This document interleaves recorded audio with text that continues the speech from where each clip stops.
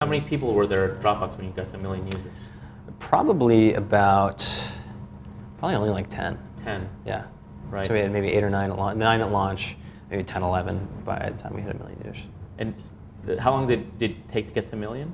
7 months from 7 months from public launch. And then how long did it get from 1 million to 10 million?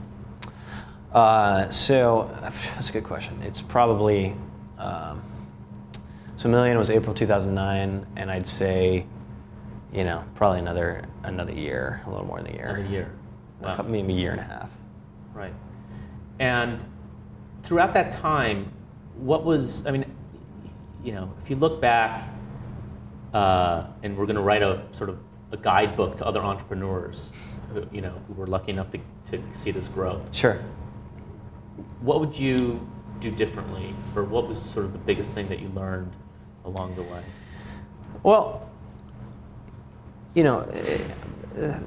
have to kind of do two things simultaneously. One is you need to sort of research, or it can be very helpful to sort of research what other companies have done, and what strategies and tactics that other high growth companies employed to become successful. So, looking at what the Facebooks and Googles or whoever of the world did, because that can sort of be point you in a good initial direction.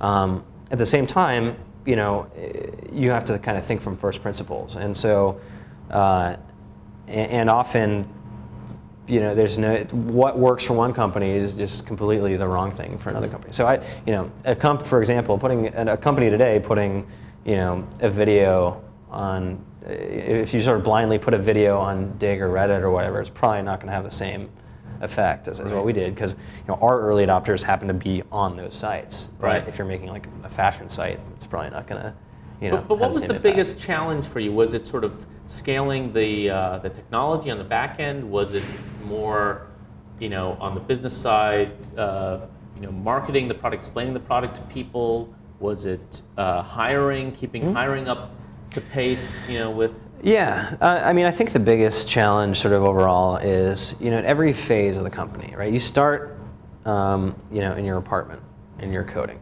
and life is very pure because there's nothing else to do but build the product, right? Or build a prototype.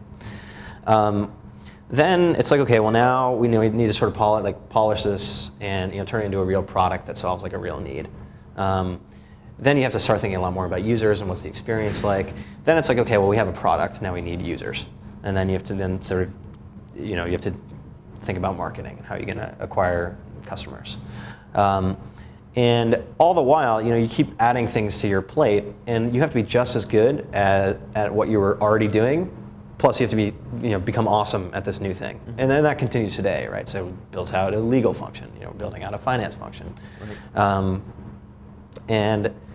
And the kinds of things that, and also just as the company gets bigger and bigger, that the kinds of management approaches or different things that work when you're 5 people in a room. Sort of, you need to do different things when you're 50, right. Or 100, or 1,000. And so, and these things, there's no sort of red flag waving at you saying that, hey, you need to stop doing this one thing and do this new thing. It's sort of, you have to figure it out. And who have you brought into the team, to help kind of grow along those stages? Mm-hmm. And how much of the original sort of founding team is still here? The vast majority of the early team is still here. It is almost all engineers, and our designer John.